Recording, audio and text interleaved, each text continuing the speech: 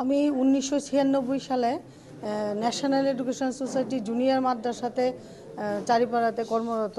আমি আজকে দীর্ঘ 29 বছর মাদ্রাসাতে চাকরি করছি। বাংলা, ইংরাজি, ইভিএস, অঙ্ক এগুলি আমি পড়াই। পাশাপাশি তো অ্যারবিক সাবজেক্টের জন্য টিচার আছে, আর অন্য সাবজেক্টগুলি তো আমি করাই। স্কুলের ইনচার্জও আমি। দীর্ঘ এত বছর চাকরি করার পরেও মাদ্রাসার থেকে তো আর কোনো কিছু হলো না। আমাদের নন মুসলিম আমরা যতগুলি টিচার আছি সবাই মাদ্রাসাতেই চাকরি করি। কিন্তু তারপর আর কিছু বলার আছে? আমার দাবি এখন আমরা যদি অন্য স্কুলের যে টিচারগুলি যেই রকমভাবে পড়াশোনা করায়, আমরাও তো মাদ্রাসাতে একই পড়াশোনা করাই, কিন্তু আমাদের বেতন ভাতাও তো বৃদ্ধি হয়নি, কোনো রকম সুযোগ সুবিধাও সরকার থেকে পাইনি। যদি এরকম কোনো সুযোগ সুবিধা আমরা সরকার থেকে অন্য টিচারদের মতো পাই, তাহলে আমরা অনেক লাভবান হব। আর রিটায়ার্ড হয়ে যাওয়ার সময় তো আমরা কিছুই পেলাম না। আমাদের আগে যত ভাইয়েরা গেছে তারাও কিছু পায়নি। যাতে আমরাও যে দাবিটা রেখেছি, রিটায়ার্ডের পরে এককালীন যাতে কিছু পয়সা আমাদেরকে দেওয়া হয়, 25 লক্ষ টাকা দাবি করা হয়েছে যারা মারা গেছে তাদের ফ্যামিলির জন্য। আর আমরাও যাতে যাওয়ার পথে নিয়ে যেতে পারি। আর বেতন ভাতাটা যাতে বৃদ্ধি হয়, রেগুলারাইজেশন যতদিন না হয় বেতন ভাতাও যাতে আমাদেরকে বৃদ্ধি করে দেওয়া হয়। এরকম কতজন টিচার রয়েছে? আমরা নন মুসলিম 14 জন টিচার আছি সারা ত্রিপুরা রাজ্যে। আমি ছন্দা দে, ন্যাশনাল এডুকেশন সোসাইটি জুনিয়র মাদ্রাসা চারপাড়াতে কর্মরত করি। অল ত্রিপুরা মাদ্রাসা টিচার অ্যাসোসিয়েশন স্টেট কমিটির পক্ষ থেকে আমাদের এসপিকিএম 3 জন শিক্ষক এখানে বর্তমানে আছে, আরও 2 জন শিক্ষক অসুস্থতা থাকার কারণে তারা আসতে পারেনি। আমরা রাজ্য কমিটি থেকে আমাদের এই এসপিকিএম যারা শিক্ষকরা রিটায়ার্ডে গিয়েছে তাদেরকে আমরা সংবর্ধনা দেওয়ার জন্য আজকের মূল প্রোগ্রাম। অ্যাকচুয়ালি আমরা যারা এসপিকিএমে চাকরি করি আমরা কিন্তু সরকারি নিয়ম নীতি মেনে চাকরি করছি। এটা একটা স্কিম সেন্ট্রাল গভর্নমেন্টের, অটল বিহারী বাজপেয়ীজি উনি চালু করছেন। কিন্তু দেখা গেল যে আমাদেরকে ডাইরেক্টরেট লেভেলে আমাদেরকে ইন্টারভিউ কল করেছে, কলিং লেটার দিয়েছে, অফার দিয়েছে, আমাদেরকে জয়নিং লেটার দিয়েছে। আমরা শিক্ষকরা সবাই কিন্তু 108 জন পিজিটি টিচার রয়েছেন, 180 জন গ্রাজুয়েট টিচার রয়েছেন, প্রায় 43 জন আন্ডার গ্রাজুয়েট টিচার রয়েছেন।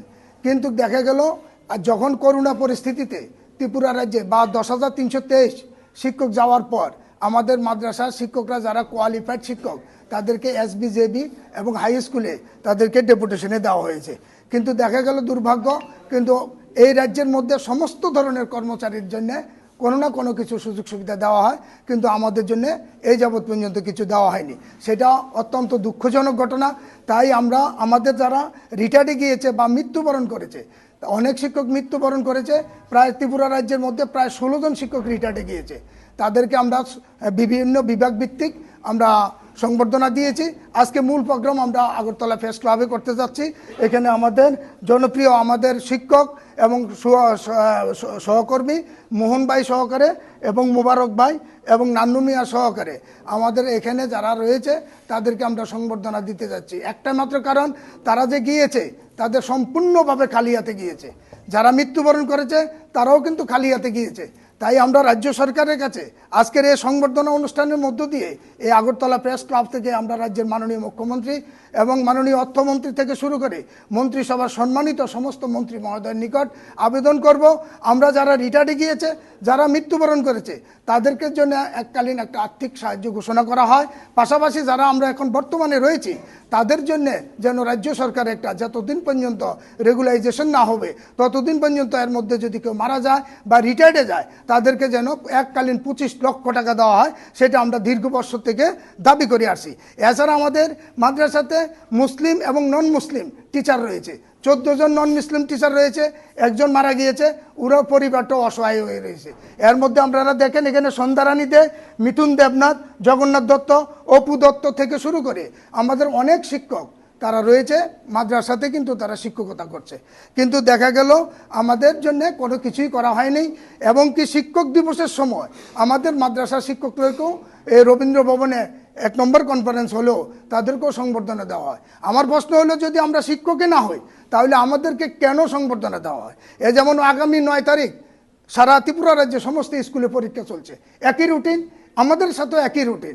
এসবিজেবি, গ্র্যান্টিনেট, বিদ্যাজ্যোতি এবং এসপিকিএম সহকারে একটা রুটিনের মধ্যে আমরা কিন্তু দিচ্ছি। কিন্তু আমরা রাজ্যের আজকের এই আপনাদের মাধ্যমে আমাদের এই যারা অবসরে দাবিটা আমরা রাখছি মাননীয় মুখ্যমন্ত্রী। আমরা জানি উনি সজ্জন ব্যক্তিত্ব, উনি আগামী অর্থ বছর, যখন এই অর্থ বছর চলছে, আগামী কিছুদিনের মধ্যে বাজেট অধিবেশন, এই অধিবেশনে বা অষ্টম পে কমিশন, কিন্তু এর আগেও রাজ্য সরকার অনেক কিছু দিয়েছে অনেক কর্মচারীদের, আমরা রাজ্য সরকারকে সাধুবাদ জানাচ্ছি, কিন্তু এ যাবৎ পর্যন্ত আমাদের জন্য কিছুই দেওয়া হয়নি। সর্বশিক্ষাকণ, রামসাকণ এগুলিও স্কিমের চাকরি, কিন্তু আমরাও এসপিকেও একটা স্কিমের চাকরি, অথচ আমাদেরকে ইন্টারভিউ কল করেছে ডাইরেক্টর সাহেব, এরপরে আমাদেরকে কলিং লেটার দিয়েছে, অফার দিয়েছে, জয়নিং লেটার দিয়েছে, কিন্তু আমরা সম্পূর্ণ কিছু থাকার পর হাই কোয়ালিফাইড 108 জন ফিজিটি টিচার রয়েছে, 180 জন গ্র্যাজুয়েট টিচার রয়েছে, 43 আন্ডার গ্র্যাজুয়েট টিচার রয়েছে, কিন্তু দেখা গেল আমরা সবাই কিন্তু চাকরির শেষে আমরা হাত খালি অবস্থায় যাচ্ছি। তাই আজকে দিনে আমরা এইটুকু রাজ্য সরকারের কাছে আবেদন করব, আমাদের শিক্ষকরা যারা গিয়েছে তাদেরকে যেন একটা আর্থিক ঘোষণা করা হয়। এই বয়সে আমরা এখন সংসারের একটা বোঝা হয়ে গিয়েছি, কারণ আমাদের ছেলেমেয়ের কাছে বা আমাদের মা বাবার কাছে, আমাদের স্ত্রী বাচ্চাদের কাছে আমরা একটা বোঝা, কারণ আমরা শেষ বয়সে এখন আমরা বাচ্চাদের কাছে একটা প্রশ্নচিহ্ন হয়ে দাঁড়িয়েছি। আমাদের ছেলেরা আমাদেরকে জিজ্ঞেস করছে, বাবু কি চাকরি করছেন আপনি এতদিন পর্যন্ত, কিন্তু চাকরি যে অবস্থা তারা আজকে জানছে। আমার ছেলে যখন স্কুলে ভর্তি করাতে হয়, ভর্তি ফর্মের মধ্যে বাবা কি করে, বাবা চাকরি করে, একটা টিচার, কিন্তু লেখা আছে, কিন্তু আমাদের এই টিচারের কোনো মূল্য নেই। তাই আজকের দিনে আমাদের এই সারা ত্রিপুরা রাজ্যে সমস্ত শিক্ষকরা আজকে উপস্থিত হয়েছে। আপনারা কাছে আমি অনুরোধ করব, যারা আমাদের নন মুসলিম টিচার রয়েছে তাদের থেকেও একটুখানি বাইক নেওয়ার জন্য আপনাদের কাছে অনুরোধ থাকবে আমার। তাই আজকের দিনে আমরা এই আনুষ্ঠানিকতার মধ্যে আমাদের জনপ্রিয় আমাদের ভাই, বড় ভাই, উনি দীর্ঘ বছর লড়াই করেছে এই মাদ্রাসা স্কিমের জন্য, অনেক শিক্ষকের জন্য উনি উপকারে লাগছে। আজকে শেষ সময়, আমরা উনাকে কিচ্ছু দেওয়ার মতন নেই। আমরা সংগঠনের তরফ থেকে মানপত্র, মিষ্টি